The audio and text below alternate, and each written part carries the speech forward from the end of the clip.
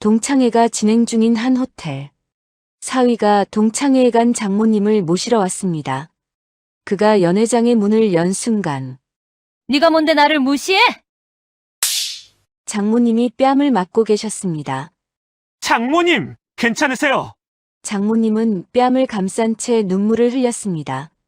바로 그때 평소 따뜻했던 사위의 눈빛이 차갑게 변했습니다.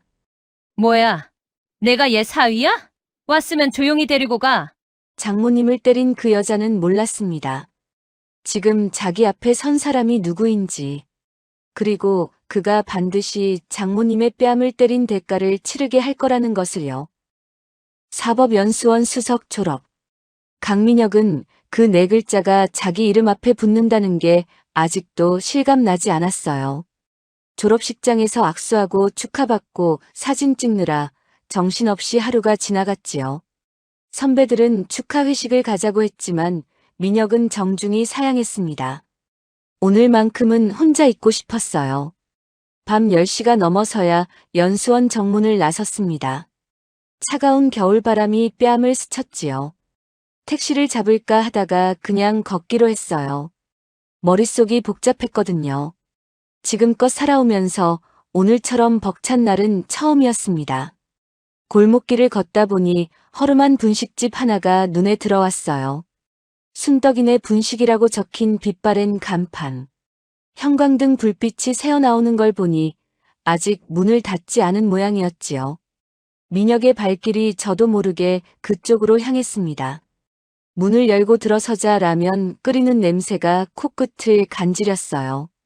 플라스틱 의자 대여섯 개가 놓인 작은 가게였습니다. 손님은 아무도 없었지요. 어머, 손님. 이 늦은 시간에 어서 오세요. 카운터 뒤에서 중년 여성이 반갑게 인사했습니다. 예수는 넘어 보였어요. 흰머리가 섞인 단발머리에 앞치마를 두른 모습이 어딘가 푸근해 보였지요. 민혁은 구석자리에 앉아 떡볶이와 순대를 시켰습니다. 여주인은 능숙하게 재료를 손질하며 이것저것 물었어요. 이 시간에 웬일이냐고, 밥은 먹었냐고. 민혁은 짧게 대답하면서도 마음이 편안해지는 걸 느꼈습니다. 잠시 후 김이 모락모락 나는 떡볶이가 나왔어요. 한 입 먹는 순간 눈이 커졌지요. 어머니가 해주시던 그 맛이었습니다. 달지도 맵지도 않은 딱 그 중간의 맛. 민혁의 어머니는 시장 좌판에서 떡볶이를 팔았어요. 새벽 4시에 일어나 떡을 불리고 고추장 양념을 만들었지요. 민혁은 그 옆에서 숙제를 하며 자랐습니다. 학원 한 번 다니지 못했지만 성적은 늘 1등이었어요. 어머니 고생 갚아드리려면 공부밖에 없다고 생각했거든요. 고등학교 3학년 때 어머니가 쓰러졌습니다. 과로였어요.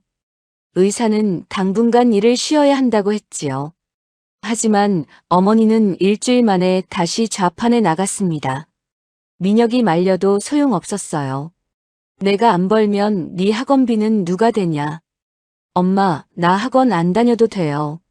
그래도 대학은 가야지. 엄마가 무식해서 이 고생이다. 너는 달라야 해. 그날 밤 민혁은 이불을 뒤집어 쓰고 울었습니다.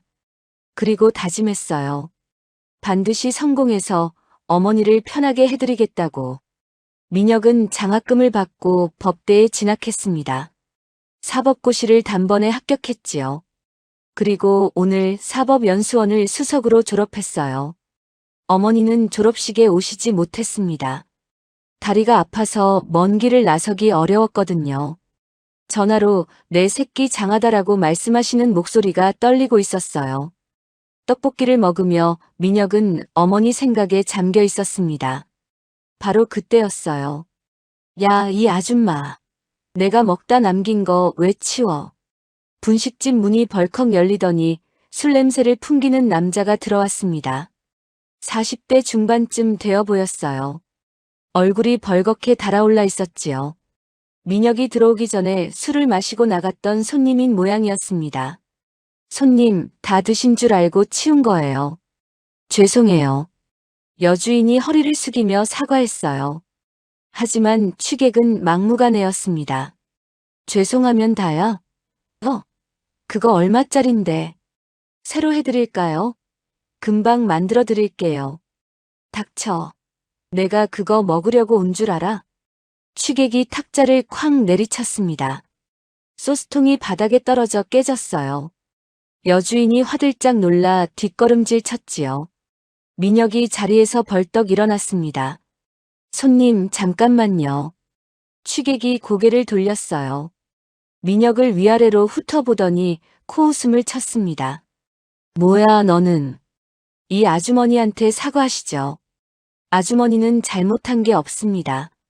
뭐? 이 어린 게 어디서 훈수야? 취객이 민혁에게 다가왔어요. 술 냄새가 확 풍겼습니다. 민혁은 눈 하나 깜짝하지 않았지요. 한 번만 더 행패 부리시면 경찰 부르겠습니다. 뭐라고? 취객이 주먹을 치켜들었습니다. 하지만 민혁의 눈빛을 보고는 멈칫했어요. 차갑고 단호한 눈빛이었지요. 쉽게 건드릴 상대가 아니라는 걸 본능적으로 느낀 모양이었습니다. 재수 없어. 취객은 욕을 내뱉고 분식집을 나갔어요. 문이 쾅 닫혔습니다. 여주인이 가슴을 쓸어내렸습니다. 고마워요, 젊은 양반. 덕분에 큰일 날 뻔했네. 괜찮으세요? 예, 괜찮아요. 이런 일 한두 번이 아니라서요. 여주인이 쓴 웃음을 지었어요. 그 웃음이 민혁의 마음에 콕 박혔습니다. 어머니가 시장에서 진상 손님한테 당할 때 짓던 표정과 똑같았거든요. 저 여기 자주 와도 될까요? 민혁이 물었습니다. 여주인이 눈을 동그랗게 떴어요. 그럼요, 당연하지요. 언제든 오세요. 감사합니다. 떡볶이 정말 맛있었어요. 민혁은 계산을 하고 분식집을 나섰습니다. 차가운 밤 공기가 얼굴을 스쳤지요. 뒤돌아보니 여주인이 문 앞에 서서 손을 흔들고 있었어요. 그날 이후 민혁은 일주일에 서너 번씩 순덕이네 분식집을 찾았습니다. 여주인 이름이 박순덕이라는 걸 알게 되었어요. 남편과 일찍 사별하고 혼자 딸을 키웠다고 했지요. 이 분식집을 40년 넘게 운영해 왔다고요. 민혁은 순덕의 이야기를 들으며 자기 어머니 이야기를 했습니다. 둘은 금세 편해졌어요. 어느 토요일 오후였지요. 민혁이 분식집에 들어서자 카운터에 낯선 젊은 여자가 있었습니다. 순떡과 닮은 눈매에 밝은 미소를 띠고 있었지요. 어머, 손님이세요? 어서 오세요. 아, 네. 떡볶이 하나요. 잠시만요. 금방 나와요. 여자가 주방으로 들어갔습니다. 순떡이 뒤따라 나오더니 민혁을 보고 환하게 웃었어요. 민혁 씨 왔어요? 우리 딸이에요. 수진이. 아, 네. 안녕하세요. 민혁이 어색하게 인사했습니다. 수진이라는 여자가 고개를 까딱 숙였지요. 엄마가 그러시더라고요. 요즘 착한 손님이 자주 오신다고. 아, 제가 감사드려야겠네요. 그때 취객한테서 엄마 구해주셨다면서요? 별일 아니었어요. 별일이지요. 저 없을 때 그런 일 당하셨다니까 얼마나 속상했는지 몰라요. 수진이 떡볶이를 내밀며 말했습니다. 손끝이 빨갛게 익어 있었어요. 주방 일을 많이 하는 모양이었지요. 그날 이후 민혁은 수진을 자주 마주쳤습니다. 수진은 임용고시를 준비하고 있었어요. 낮에는 어머니를 도와가게 일을 하고 밤에는 공부를 했지요. 고단할 법도 한데 늘 밝게 웃었습니다. 수진 씨, 힘들지 않아요? 어느 날 민혁이 물었습니다. 힘들죠. 근데 어쩌겠어요. 엄마 혼자 두고 독서실에만 박혀 있을 수도 없고. 대단하시네요. 대단할 것 없어요. 민혁 씨야말로 대단하신 거지. 어머니 말씀 들었어요.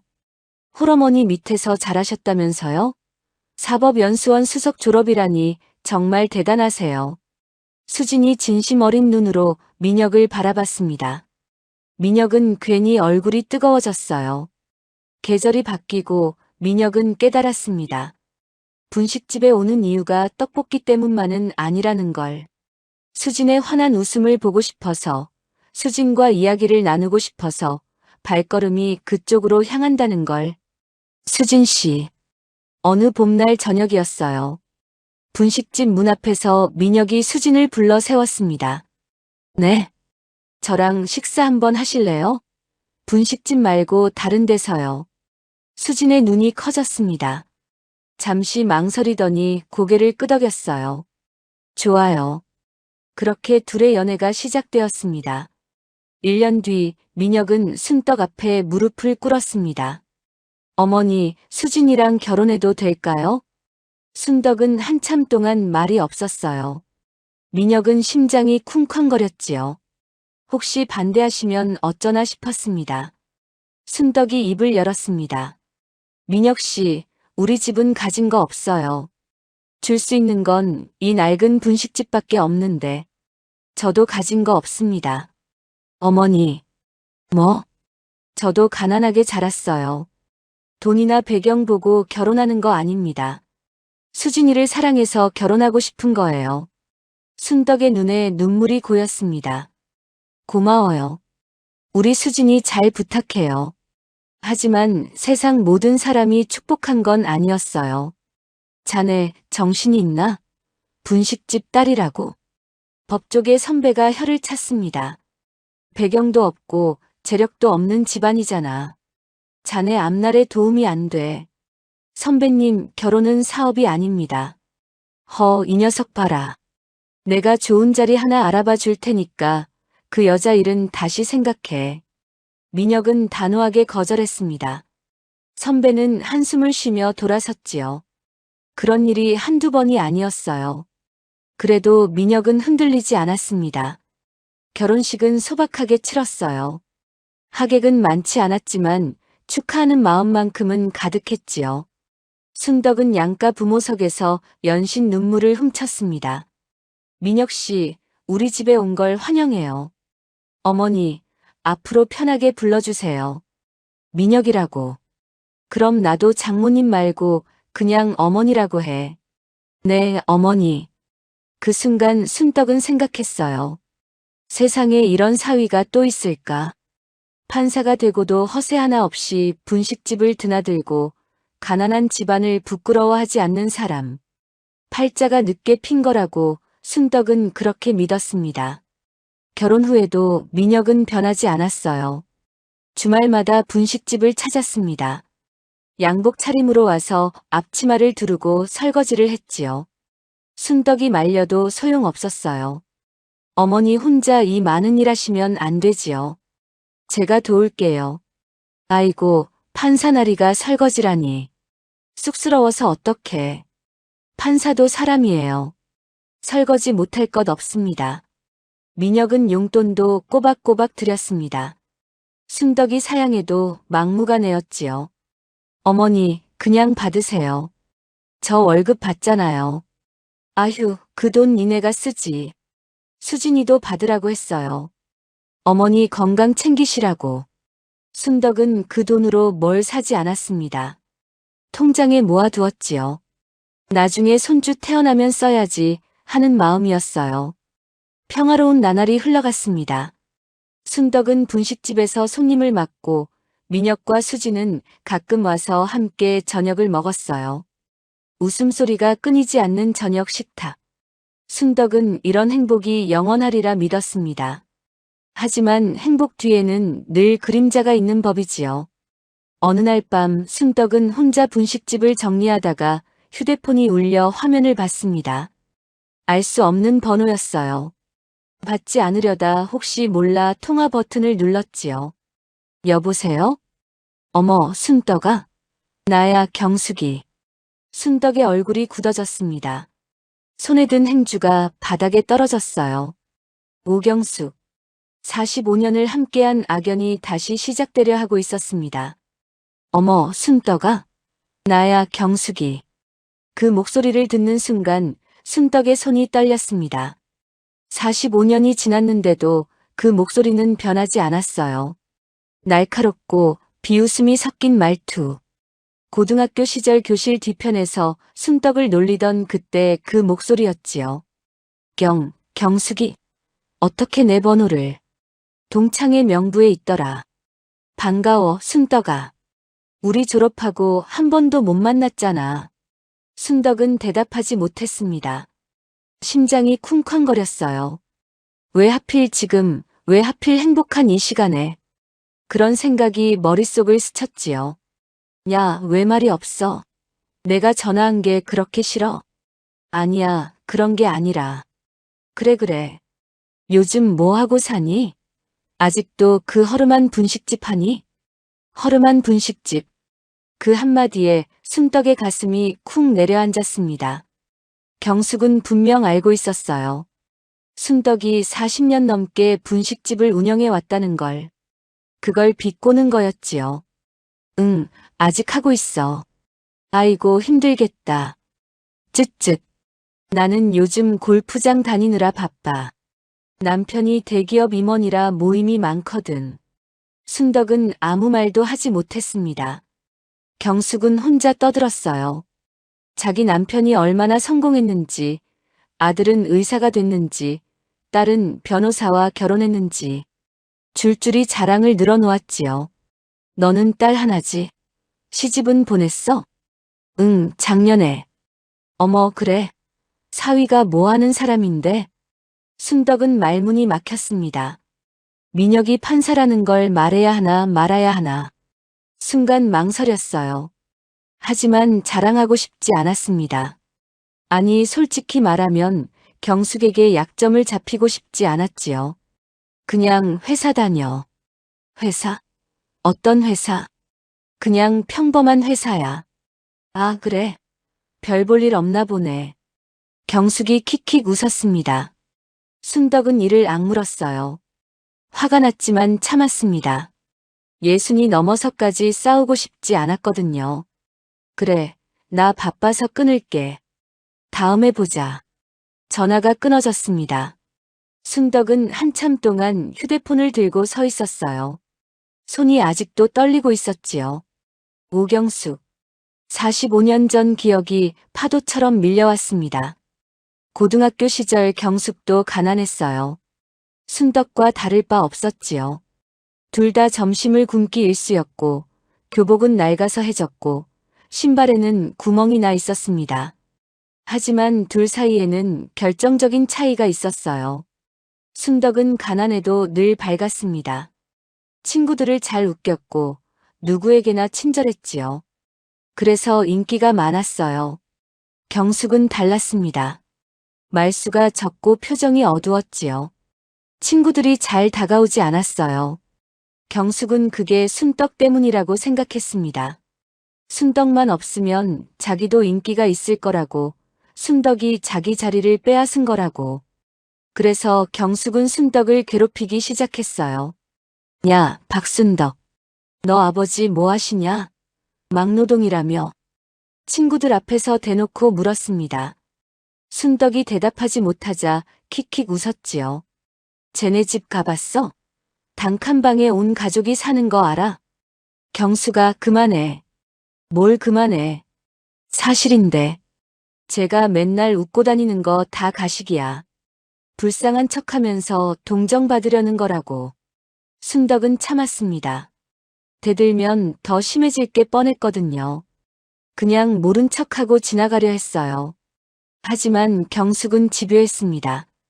체육 시간에 순덕의 운동화를 화장실에 버렸어요. 수학 시험지를 몰래 가져다가 순덕이 컨닝했다고 선생님께 고자질했지요.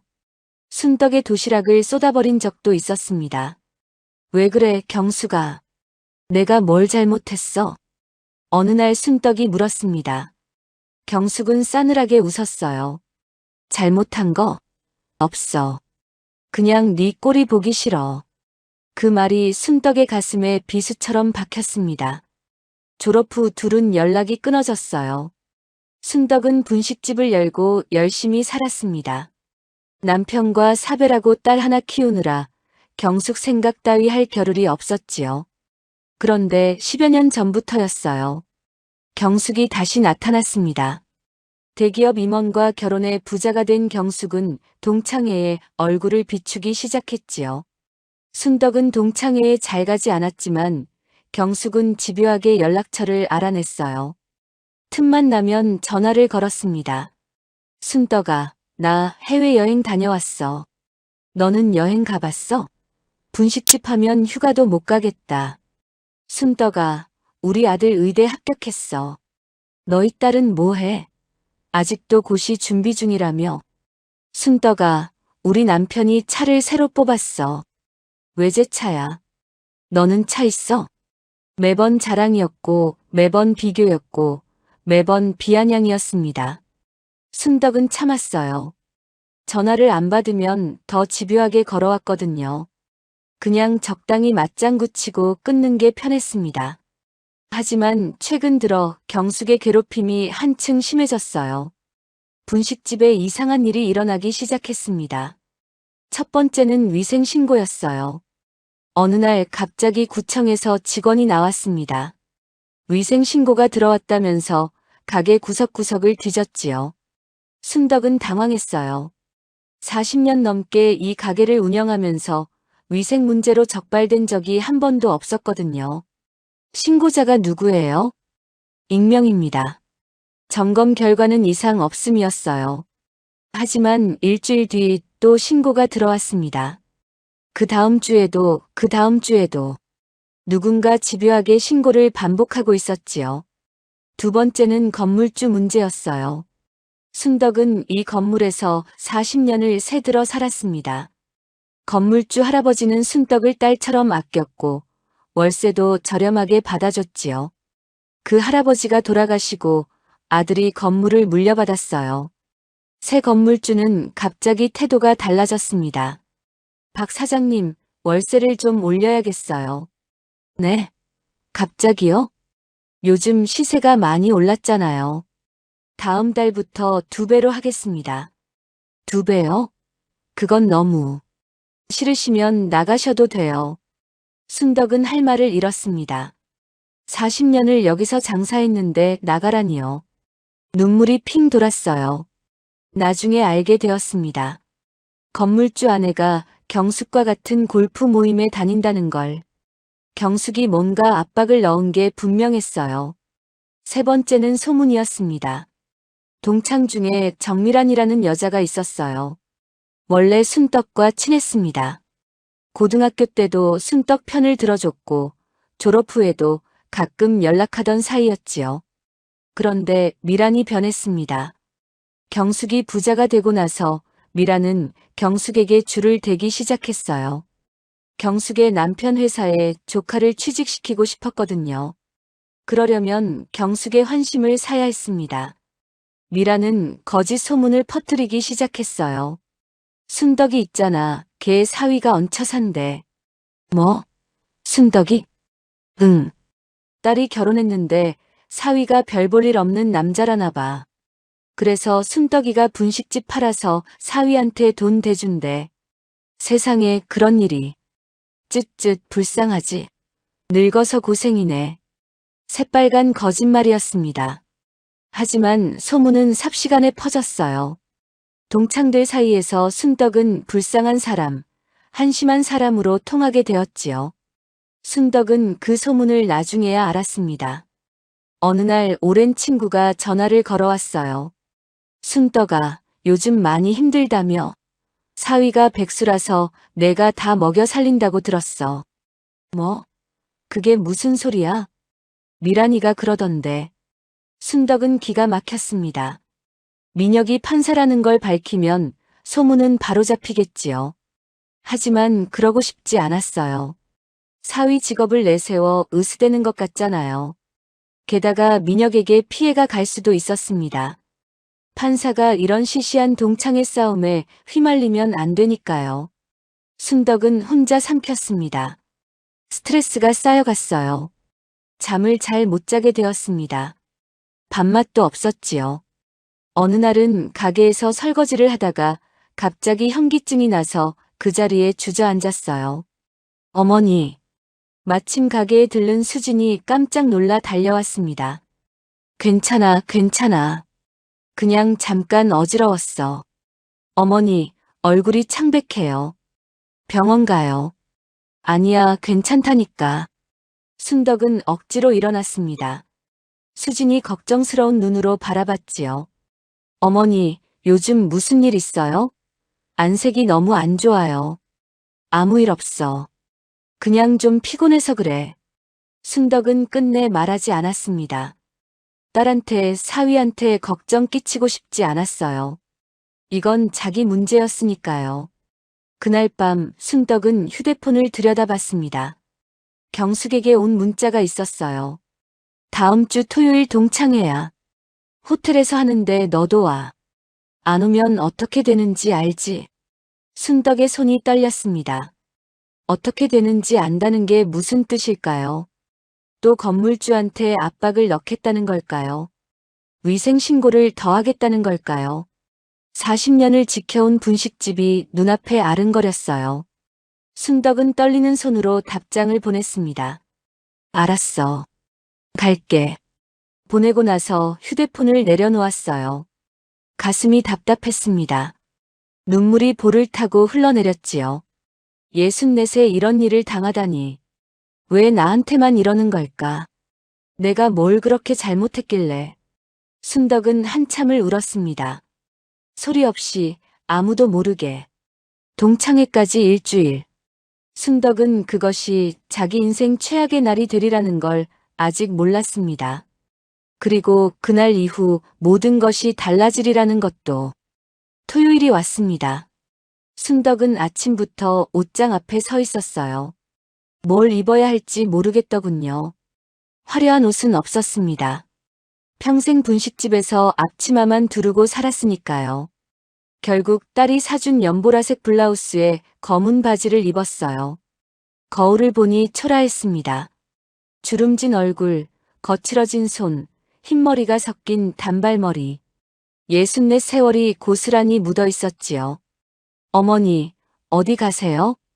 수진이 마침 전화를 걸어왔습니다. 응, 동창회. 오랜만에 친구들 만나.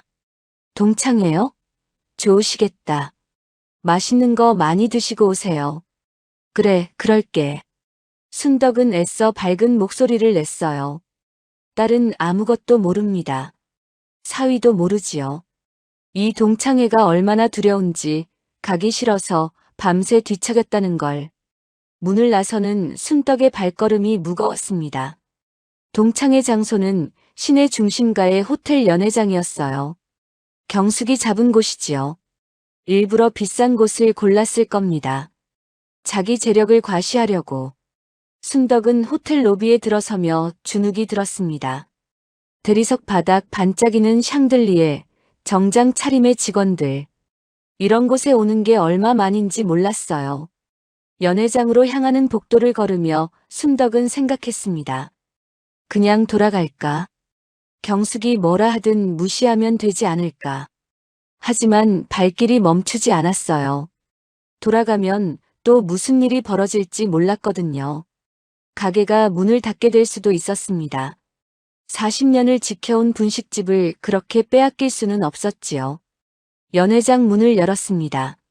20명 남짓한 동창들이 모여 있었어요. 화려한 원피스, 금목걸이, 명품 가방. 다들 잘 사는 것 같았습니다. 순덕은 자기 옷차림이 갑자기 부끄러워졌어요. 어머, 순덕이 왔네. 경숙의 목소리가 연회장에 울렸습니다. 모든 시선이 순덕에게 쏠렸지요. 경숙은 연회장 가운데 자리에 앉아 있었어요. 빨간 정장에 진주 목걸이, 다이아몬드 귀걸이. 손가락마다 반지가 번쩍거렸습니다. 그 옆에는 미란이 앉아 있었지요. 어서 와, 순덕아. 여기 앉아. 경숙이 구석자리를 가리켰습니다. 가장 좋지 않은 자리였어요. 화장실 바로 옆이었지요. 순덕은 아무 말 없이 그 자리에 앉았습니다. 연회가 시작되었어요. 음식이 나오고 와인이 따라지고 동창들이 돌아가며 근황을 이야기했습니다. 누구는 아들이 대기업에 들어갔다. 누구는 딸이 의사와 결혼했다.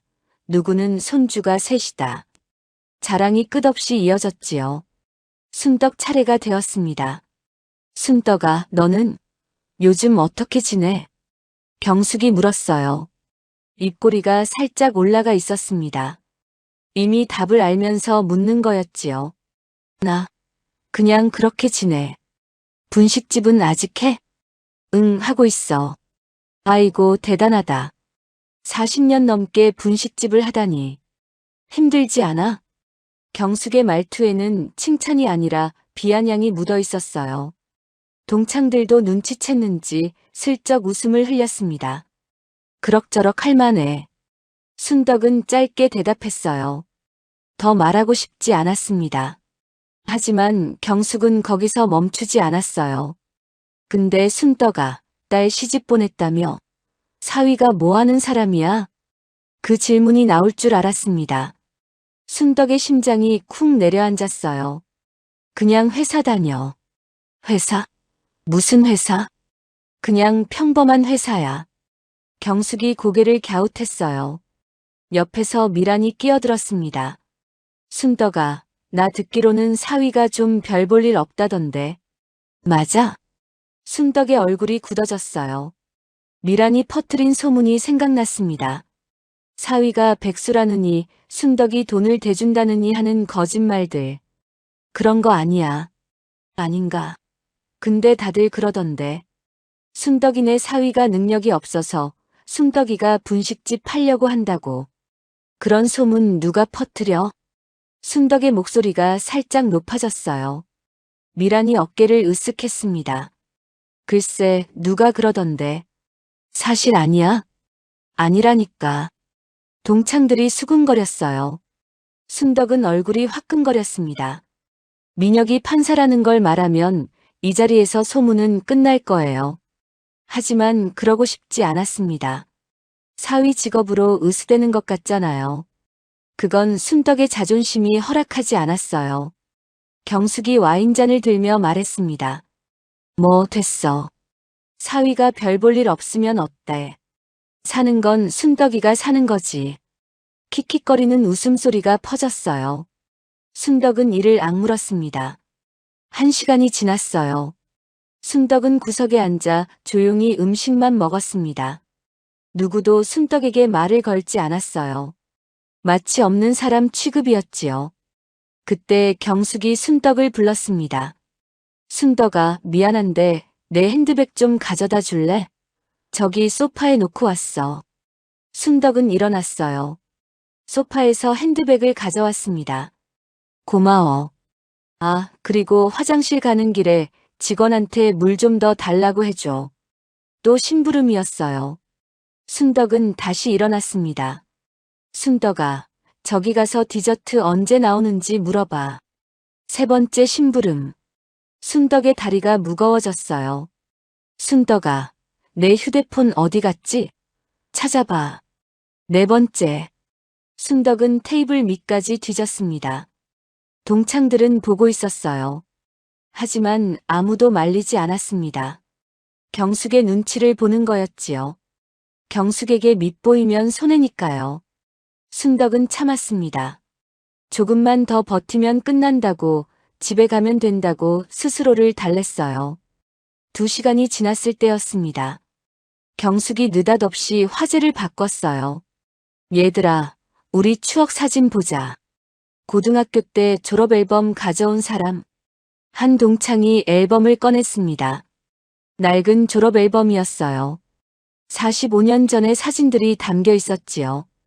어머, 이거 봐. 우리 젊었을 때. 동창들이 앨범을 돌려보며 웃었어요. 순덕도 잠깐 미소를 지었습니다. 잠시나마 편안한 분위기가 된 것 같았거든요. 그때 경숙이 앨범 한 페이지를 펼쳤어요. 이거 순덕이 아니야? 사진 속에는 교복을 입은 순덕이 있었습니다. 밝게 웃고 있었어요. 옆에는 친구들이 함께였지요. 순덕이 그때 인기 많았지. 애들이 다 순덕이 좋아했잖아. 한 동창이 말했어요. 순덕은 민망해서 고개를 숙였습니다. 경숙의 표정이 굳어졌어요. 인기. 순덕이가. 응, 몰랐어? 순덕이 성격 좋아서 애들이 다 따랐잖아. 그래. 난 몰랐는데. 경숙의 목소리가 차가워졌습니다. 순덕은 불길한 예감이 들었어요. 그래, 순덕이. 넌 그때 인기 많았지. 가난해도 맨날 웃고 다녔으니까. 친구들한테 사랑받고. 경숙이 순덕을 바라봤어요. 눈빛이 예사롭지 않았습니다. 근데 나는 어땠는지 알아? 나도 가난했어. 나도 힘들었고. 근데 아무도 나한테 관심 없었어. 다 너한테만 갔지. 경수가 그건. 닥쳐. 경숙의 목소리가 갑자기 높아졌어요. 연회장이 조용해졌습니다. 45년 동안 이 말 한 번 못했어. 난 네가 너무 싫었어. 네가 웃을 때마다, 친구들이 네 주위에 모일 때마다 나는 죽고 싶었어. 순덕은 할 말을 잃었습니다. 경숙의 눈에 눈물이 맺혀 있었어요. 하지만 그건 슬픔이 아니었습니다. 45년 묵은 분노였지요. 근데 봐. 결국 누가 이겼어? 나야. 나는 잘 살아. 너는 아직도 분식집이나 하고 있고. 사위는 별 볼 일 없고. 인생이 뭐야, 그게. 경수가 제발. 제발. 제발 뭐. 불쌍한 척 하지 마. 너는 평생 그래왔잖아. 가난한 척, 착한 척, 불쌍한 척. 그래서 사람들 동정받고. 역겨워.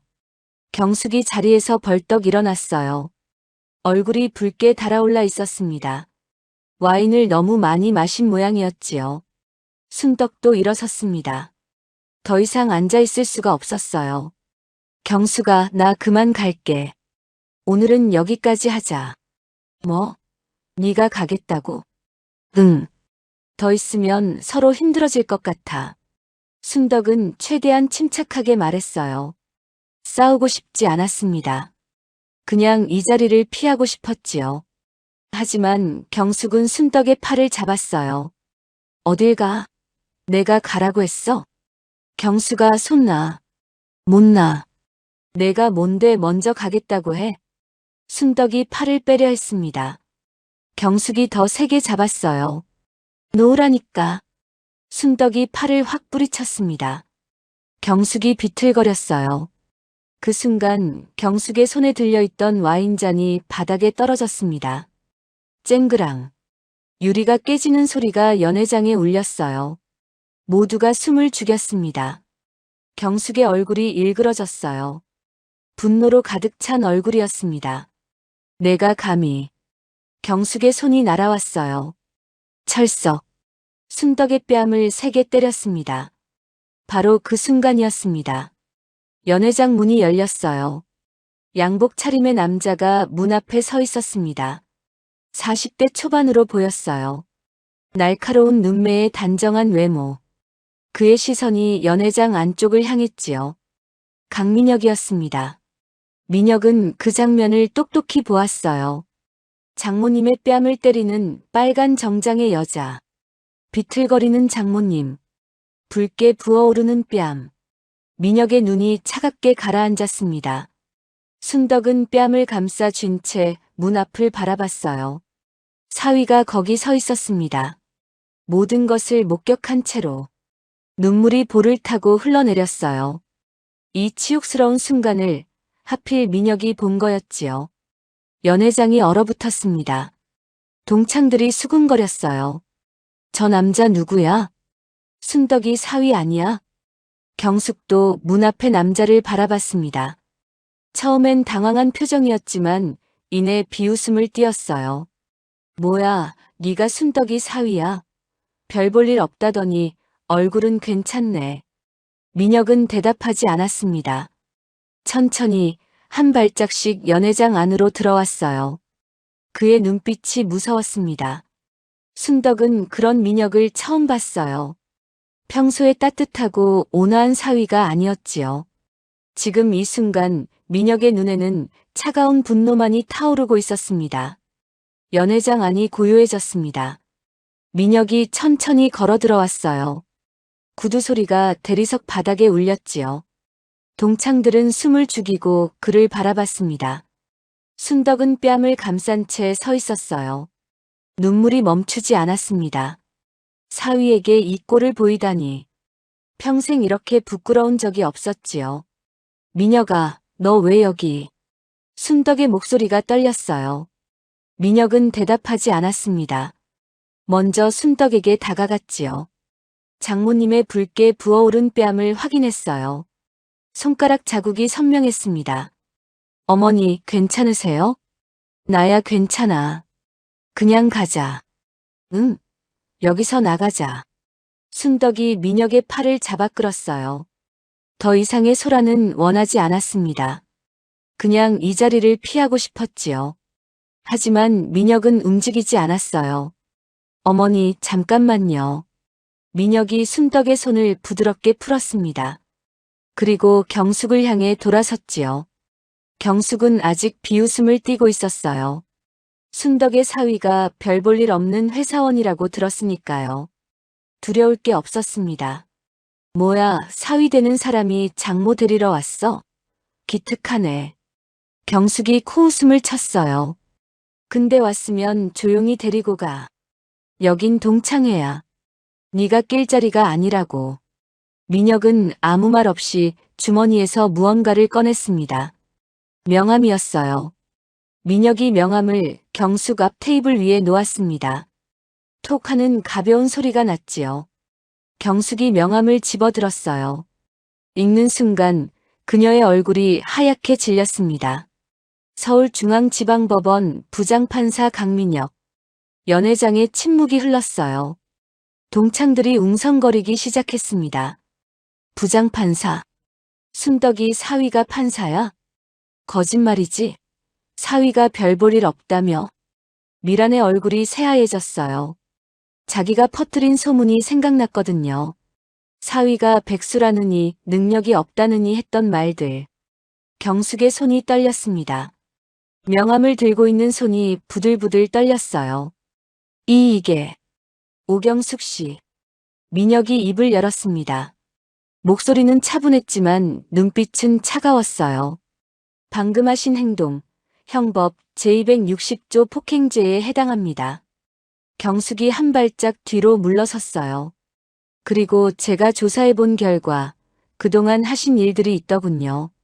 민혁이 주머니에서 휴대폰을 꺼냈습니다. 화면을 경숙에게 보여줬지요. 분식집에 반복적으로 허위 위생 신고를 하셨지요. 이건 형법 제314조 업무방해에 해당합니다. 경숙의 입술이 파르르 떨렸어요. 건물주에게 압박을 넣어 월세를 올리게 만든 것도 확인했습니다.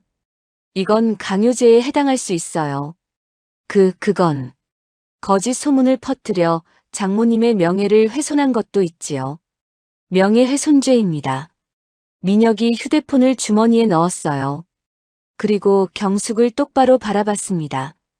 협박 문자도 있더군요. 안 오면 가게 어떻게 되는지 알지? 이건 형법 제283조 협박죄입니다. 경숙의 다리가 후들거렸어요. 테이블을 붙잡고 간신히 서 있었지요. 저는 그냥. 증거는 다 있습니다. CCTV, 통화 기록, 문자 메시지, 증인들. 기소하면 유죄 판결 충분히 나옵니다. 연회장이 술렁였어요. 동창들이 수군거렸습니다. 세상에 경숙이가 그런 짓을. 순덕이한테 그렇게까지 했어? 무서워, 저 사람. 미란이 다급하게 나섰어요. 저는 몰랐어요. 경숙이가 시킨 거예요. 정미란 씨. 민혁이 미란을 바라봤습니다. 미란은 움찔했어요. 소문을 퍼뜨린 건 미란 씨지요? 그것도 명예훼손에 해당합니다. 아니, 저는 그냥 들은 얘기를 확인 없이 퍼뜨리면 그게 명예훼손이에요. 형사고소 가능합니다. 미란의 얼굴이 새파랗게 질렸어요. 눈물이 글썽거렸습니다. 죄송해요.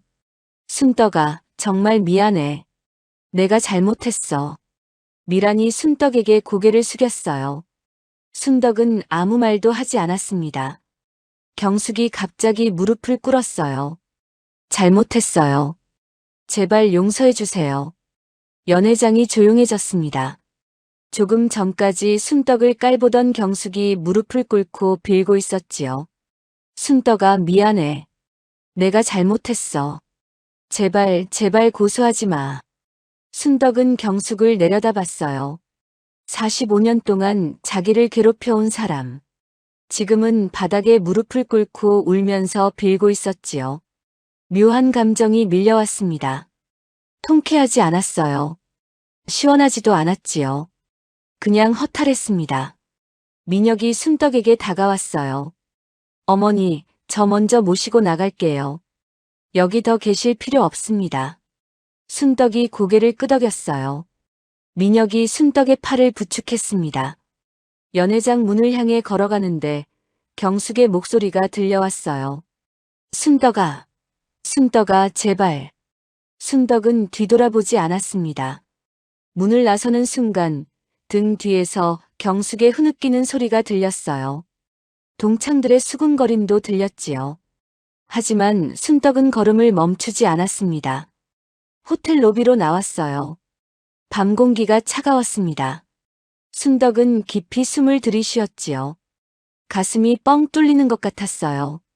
어머니, 차 가져왔어요. 타세요. 민혁이 주차장 쪽을 가리켰어요. 검은색 승용차가 보였습니다. 차에 올라타자 순떡이 물었어요. 민혁아, 너 어떻게 여기 온 거야? 수진이가 어머니 안색이 안 좋았다고 해서 걱정이 됐어요. 어머니가 동창회 가셨다고 하더라고요. 호텔 이름도 알려줘서. 그래서 여기까지. 네. 마침 같은 호텔에서 법원 행사가 있었어요. 끝나고 들른 거예요. 민혁이 시동을 걸었어요. 오다가 연회장 앞에서 봤어요. 그 여자가 어머니 뺨 때리는 거. 순덕의 눈에 다시 눈물이 고였습니다. 미안해, 민혁아. 창피한 거 보여줬네. 어머니가 왜 미안해요? 창피할 거 하나도 없어요. 그래도. 어머니, 왜 저한테 말씀 안 하셨어요? 그 사람들한테 그렇게 오래 시달리셨으면서. 순덕은 대답하지 못했어요. 고개를 숙이고 있었지요. 피해 줄까봐 그러신 거지요? 판사 사위한테 누 끼칠까봐. 그게. 어머니. 민혁이 차를 세웠어요. 순덕의 손을 잡았습니다. 저는 어머니 덕분에 수진이랑 결혼했어요. 어머니가 저를 사위로 받아주셨잖아요. 그게 얼마나 감사한지 몰라요. 민혁아. 어머니가 힘들면 저도 힘들어요. 어머니 일은 제 일이에요. 앞으로는 숨기지 마세요. 제발. 순덕의 눈에서 눈물이 주르륵 흘러내렸어요. 하지만 이번엔 슬픔의 눈물이 아니었습니다. 벅차오르는 감정, 고마움, 그런 거였지요. 고마워, 민혁아. 정말 고마워. 집에 도착하니 수진이 문 앞에서 기다리고 있었어요. 어머니. 수진이 달려왔습니다. 순덕의 부어오른 뺨을 보고 눈이 커졌지요. 어머니, 뺨이 왜 이래요? 누가 때린 거예요? 괜찮아, 괜찮아. 괜찮긴요. 누가 그랬어요? 민혁이 수진에게 상황을 설명했어요. 수진의 얼굴이 점점 굳어졌습니다. 어머니, 왜 저한테 말 안 하셨어요? 45년 동안 그렇게 당하셨으면서. 니한테 걱정 끼치기 싫어서 그랬어. 어머니. 수진이 순덕을 껴안았어요. 순덕의 어깨가 들썩였습니다. 이제 그러지 마세요. 힘든 거 있으면 말씀하세요. 우리가 가족이잖아요. 순덕은 딸의 품에 안겨 한참을 울었어요. 그날 밤 순덕은 오랜만에 푹 잤습니다. 45년 동안 짊어졌던 짐을 내려놓은 것 같았어요. 다음 날부터 일들이 빠르게 진행되었어요. 민혁은 순덕에게 선택지를 주었습니다. 어머니, 고소하실 건가요? 고소. 네. 폭행, 업무방해, 명예훼손, 협박. 전부 기소 가능해요. 하지만 어머니가 결정하실 일이에요. 순덕은 한참을 생각했어요. 민혁아, 나는 그 사람 감옥 보내고 싶은 건 아니야. 그냥 이제 그만 괴롭혔으면 좋겠어. 알겠어요. 그러면 합의 조건으로 진행할까요? 경숙 씨가 공식 사과하고 앞으로 접근 금지하고 손해배상하는 걸로. 그게 가능해? 네. 제가 법적으로 정리해 드릴게요. 대신 고소장은 일단 접수해 두는 게 좋아요. 협상력이 생기거든요. 순덕이 고개를 끄덕였어요. 민혁은 증거를 정리하고 고소장을 작성했습니다. 순덕의 이름으로 접수했지요. 민혁 본인이 직접 재판에 관여하는 건 적절하지 않았어요. 장모와 관련된 사건이니까요. 대신 후배 변호사에게 사건을 맡겼습니다. 고소장이 접수되자 경숙 쪽에서 먼저 연락이 왔어요. 경숙의 남편이었습니다. 대기업 임원인 그는 이 일이 알려지면 회사에서 문제가 될 거라고 걱정했지요. 합의를 원한다고 했습니다. 협상이 시작되었어요. 경숙은 순덕에게 공식 사과문을 보냈습니다. 동창들에게도 자기가 거짓말했다고 시인하는 메시지를 보냈지요. 손해배상금도 지불했어요. 그리고 앞으로 순덕에게 일체 접근하지 않겠다는 각서도 썼습니다. 건물주에게도 변화가 생겼어요. 경숙이 압박을 넣었다는 게 알려지자 건물주는 월세를 원래대로 돌려놓았습니다. 오히려 미안하다고 했지요. 위생신고도 멈췄어요. 구청에서도 누군가 악의적으로 반복 신고를 했다는 걸 인지하고 있었거든요. 분식집은 다시 평온을 찾았습니다. 그리고 뜻밖의 일이 일어났어요.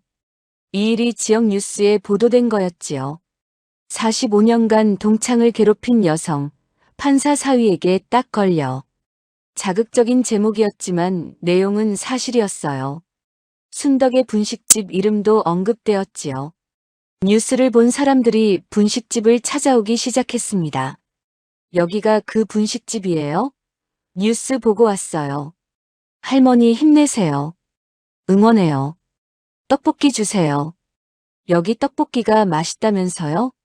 손님이 몰려들었어요. 줄을 서서 기다리는 사람들도 생겼지요.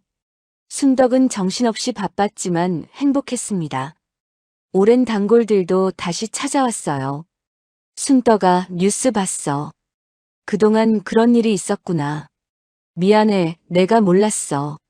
힘들었겠다. 앞으로는 우리가 자주 올게. 힘내. 동창들 중에서도 연락이 오는 사람들이 있었어요. 그날 연회장에서 아무 말도 못하고 구경만 했던 사람들이었지요. 순덕아, 미안해. 그때 말렸어야 하는데 못 말려서. 괜찮아. 지나간 일이야. 우리가 너무 비겁했어. 경숙이 눈치 보느라고. 정말 미안해. 순덕은 그들을 원망하지 않았어요. 원망해봤자 아무 소용없다는 걸 알았거든요. 그냥 앞으로 나아가고 싶었습니다. 한 달이 지났어요. 분식집은 예전보다 더 잘 되고 있었습니다. 순덕은 예전의 밝은 웃음을 되찾았지요. 그리고 민혁과 수지는 더 자주 분식집을 찾았어요. 주말마다 와서 함께 저녁을 먹었습니다. 어머니, 요즘 안색이 좋아지셨어요. 그래. 손님이 많아서 그런가 봐. 다행이에요. 이제 좀 편하게 사세요. 순덕이 민혁을 바라봤어요. 민혁아. 네, 어머니. 내가 한 가지 깨달은 게 있어. 뭔데요? 참는 게 미덕이 아니더라. 45년 동안 참기만 했더니 오히려 더 당했어. 그때 한 번만 맞섰어도 이 지경까지 안 갔을 거야. 민혁이 고개를 끄덕였어요. 어머니 말씀이 맞아요. 부당한 일에는 맞서야 해요. 참기만 하면 상대는 더 나빠지거든요. 그래, 이제 알았어. 늦었지만. 순덕이 웃었어요. 앞으로는 안 참을 거야. 누가 함부로 하면 가만 안 둘 거야. 수진이 엄마 손을 잡았어요. 어머니, 이제 우리가 있잖아요. 혼자 안 싸워도 돼요. 알아. 고마워. 순덕은 딸과 사위를 번갈아 바라봤어요. 가슴이 따뜻해졌습니다. 경숙 사건은 결국 합의로 마무리되었어요. 법정까지 가지는 않았지요. 경숙이 모든 조건을 수락했거든요. 공식 사과, 손해배상, 접근 금지. 전부 이행했습니다. 경숙의 남편은 회사에서 문책을 받았어요. 임원직에서 물러났지요. 직접 잘못한 건 아니지만 아내의 행동이 알려지면서 이미지가 나빠진 거였습니다. 미라는 동네에서 외면당했어요. 거짓 소문을 퍼뜨린 게 알려졌거든요. 결국 이사를 갔다는 소식이 들려왔습니다. 순덕은 그들을 신경 쓰지 않았어요.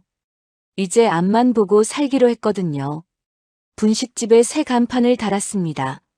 순덕이네 분식 40년 전통. 민혁이 간판 비용을 대겠다고 했지만 순덕은 거절했어요. 손님들이 많아져서 돈이 좀 모였거든요. 자기 힘으로 하고 싶었습니다. 새 간판 아래서 순덕은 환하게 웃었어요. 45년 묵은 상처가 완전히 아문 건 아니었습니다. 하지만 이제 치유가 시작되었지요. 그리고 순덕은 알았어요. 혼자가 아니라는 걸. 함께하는 사람들이 있다는 걸. 그게 가장 큰 변화였습니다. 1년이 흘렀습니다. 분식집은 예전보다 훨씬 잘 되고 있었어요. 단골 손님이 늘었고 멀리서 찾아오는 사람들도 있었지요. 뉴스를 보고 응원하러 왔다가 떡볶이 맛에 반해서 다시 오는 손님들이었습니다. 순덕은 바빴어요. 하지만 행복한 바쁨이었지요. 어머니, 오늘도 손님 많네요. 수진이 주말마다 가게를 도우러 왔어요. 민혁도 함께였지요. 양복 대신 편한 옷을 입고 와서 설거지를 했습니다. 판사나리가 설거지라니. 손님들이 보면 웃겠다. 웃으면 어때요? 장모님 돕는 건데.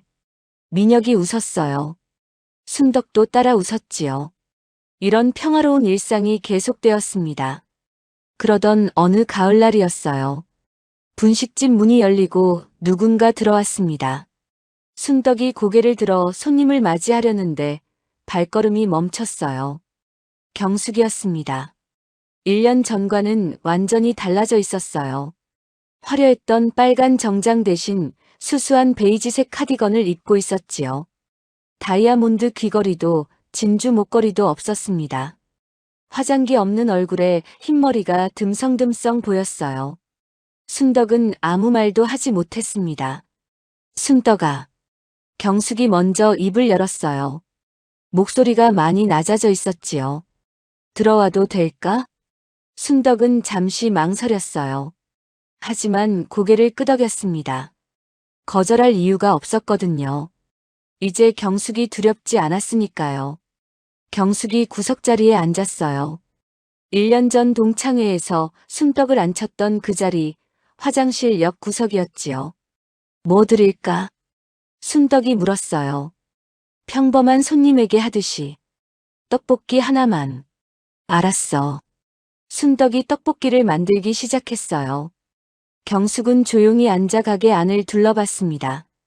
벽에 걸린 사진들, 손님들의 응원 메모, 새로 단 간판. 모든 게 달라져 있었지요. 떡볶이가 나왔습니다. 경숙이 젓가락을 들었어요. 한 입 먹더니 멈췄지요. 눈에 눈물이 고였습니다. 맛있다. 고마워. 진짜 맛있어. 이 맛이었구나. 경숙이 눈물을 닦았어요. 순덕은 아무 말 없이 기다렸습니다. 한참 뒤에 경숙이 입을 열었어요. 순덕아, 내가 할 말이 있어서 왔어. 응. 지난 1년 동안 많이 생각했어. 왜 내가 그랬을까? 왜 그렇게 너를 미워했을까? 순덕은 조용히 들었어요. 솔직히 말할게. 나는 내가 부러웠어. 나를. 응. 고등학교 때부터. 너는 나랑 똑같이 가난했어. 똑같이 힘들었고. 근데 너는 늘 밝았어. 친구들이 너를 좋아했고. 나는 그게 너무 부러웠어. 경숙의 목소리가 떨렸어요. 나도 밝게 살고 싶었어. 나도 친구들한테 인기 있고 싶었어. 근데 안 됐어. 왜 안 되는지 몰랐어. 그래서 내 탓을 했어. 내가 없어지면 내가 잘 될 거라고 생각했어. 경숙아. 바보 같지? 지금 생각하면 너무 바보 같아. 내가 뭘 잘못했어. 아무것도 잘못 안 했는데. 나 혼자 질투하고 미워하고. 경숙이 고개를 숙였어요. 결혼하고 돈이 생기니까 더 심해졌어. 내가 가진 걸로 너를 누르고 싶었어. 그래야 내가 이긴 것 같았거든. 그래야 내 인생이 성공한 것 같았어. 순덕은 조용히 듣고만 있었어요. 근데 아니더라. 돈이 있어도 좋은 집에 살아도 나는 행복하지 않았어. 왜냐면 진짜 친구가 없었거든. 내 주위에 있는 사람들은 다 돈 때문에 있는 사람들이었어. 내가 망하면 다 떠나갈 사람들. 경숙이 고개를 들어 순덕을 바라봤어요. 근데 너는 달랐어. 가난해도 내 주위에는 진심으로 좋아하는 사람들이 있었어. 딸도 사위도. 그게 진짜 부러웠어. 그게 진짜 성공이었어. 순덕의 눈에 눈물이 고였어요. 경숙아. 미안해, 순덕아. 경숙이 자리에서 일어나 허리를 깊이 숙였어요. 90도로 인사하는 거였지요. 45년 동안 미안했어. 너한테 한 짓들 평생 후회할 거야. 용서해달라고 말 못해. 그럴 자격 없어. 그냥 미안하다는 말만 하고 싶었어. 순덕은 한참 동안 아무 말도 하지 못했어요. 경숙이 지갑을 꺼내 돈을 테이블에 놓았어요. 떡볶이 값이었지요. 갈게. 다시는 안 찾아올게. 약속한 대로. 경숙이 문 쪽으로 걸어갔어요. 순덕은 그 뒷모습을 바라봤습니다. 문손잡이에 손을 대려는 순간 순덕이 입을 열었어요. 경숙아. 경숙이 멈췄어요. 뒤돌아봤지요. 그 돈 가져가. 오늘은 내가 살게. 경숙의 눈이 커졌어요. 왜? 순덕이 천천히 다가왔어요. 경숙 앞에 섰지요. 솔직히 말할게. 아직 다 용서 못해. 45년은 너무 긴 시간이야. 그 상처가 하루아침에 없어지지는 않아. 경숙이 고개를 끄덕였어요. 알아. 당연해. 근데 순덕이 경숙의 손을 잡았어요. 경숙이 움찔했지요. 내가 진심으로 변하면 언젠가는 용서할 수 있을 것 같아. 경숙의 눈에서 눈물이 흘러내렸어요. 주르륵. 순덕아. 울지 마. 창피하게. 미안해, 미안해. 경숙이 순덕의 손을 잡고 울었어요. 순덕도 눈물이 났지만 참았습니다. 한참 뒤에 경숙이 눈물을 닦았어요. 나 요즘 봉사활동해. 양로원에서. 그래? 응. 거기 할머니 할아버지들 보면서 많이 생각해. 나도 늙으면 저렇게 되겠구나. 혼자 남겠구나. 진짜 친구 없이. 경숙이 쓸쓸하게 웃었어요. 그래서 이제라도 바꿔보려고. 늦었지만. 순덕이 고개를 끄덕였어요. 늦지 않았어. 65이면 아직 살 날이 더 많아. 그렇게 생각해? 응. 나도 그렇게 생각하고 살아. 경숙이 순덕을 바라봤어요. 45년 만에 처음으로 적에 없는 눈으로. 고마워, 순덕아. 뭘? 다음에 또 와도 돼? 순덕이 잠시 생각했어요. 그리고 고개를 끄덕였지요. 손님으로 오면 돼. 돈 내고. 경숙이 웃었어요. 순덕도 웃었지요. 경숙이 문을 열고 나갔어요. 순덕은 유리창 너머로 그 뒷모습을 지켜봤습니다. 1년 전과는 다른 걸음이었어요. 오만하지 않았지요. 조용하고 작은 걸음이었습니다. 순덕은 혼자 중얼거렸어요. 참 이상하다. 45년 미워하다가 이제 와서. 하지만 마음이 무겁지 않았어요. 오히려 가벼웠지요. 용서는 상대를 위한 게 아니었습니다. 나를 위한 거였어요. 45년 동안 품고 있던 원망을 내려놓으니까 그제야 순덕은 진짜 자유로워진 기분이었지요. 설날이 왔어요. 분식집에 가족이 모였습니다. 민혁, 수진 그리고 갓 돌이 지난 손주까지. 그 사이 수진이 아이를 낳았지요. 어머니, 새해 복 많이 받으세요. 민혁이 절을 했어요. 수진도 나란히 절을 했지요. 손주는 아직 절을 못해서 바닥에 앉아 방긋 웃기만 했습니다. 아이고, 우리 강아지. 할머니한테 와봐. 순덕이 손주를 안았어요. 포동포동한 볼을 만지며 웃었지요.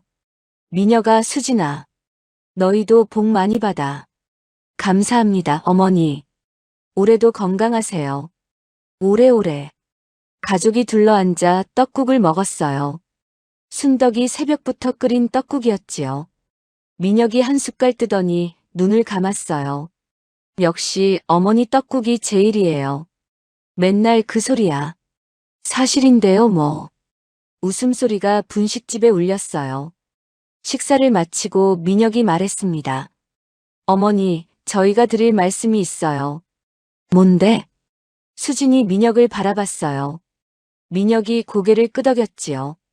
어머니, 이제 가게 좀 쉬시면 어떨까요? 순덕이 눈을 깜빡였어요. 쉬라고? 네. 40년 넘게 하셨잖아요.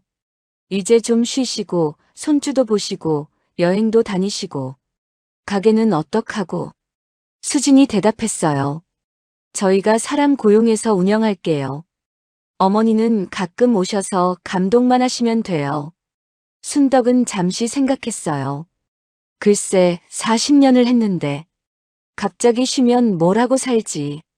하고 싶은 거 하세요. 그림 배우셔도 되고, 요가 하셔도 되고, 친구들 만나셔도 되고. 민혁이 순덕의 손을 잡았어요. 어머니, 이제 좀 편하게 사세요. 그동안 너무 힘들게 사셨어요. 순덕의 눈에 눈물이 고였어요. 너희가 이렇게까지 생각해줬구나. 당연하지요. 가족인데. 순덕은 손주를 바라봤어요. 손주가 방긋 웃었지요. 그래, 그럼 좀 쉬어볼까? 이 녀석 크는 거 봐야지. 잘 생각하셨어요, 어머니. 수진이 순덕을 안았어요. 순덕의 어깨가 들썩였습니다. 고마워. 정말 고마워. 해가 저물었어요. 순덕은 분식집 앞에 서서 간판을 올려다봤습니다. 순덕이네 분식 40년 전통. 빛바랜 글씨가 석양에 물들어 있었지요. 40년. 그 세월 동안 참 많은 일이 있었어요.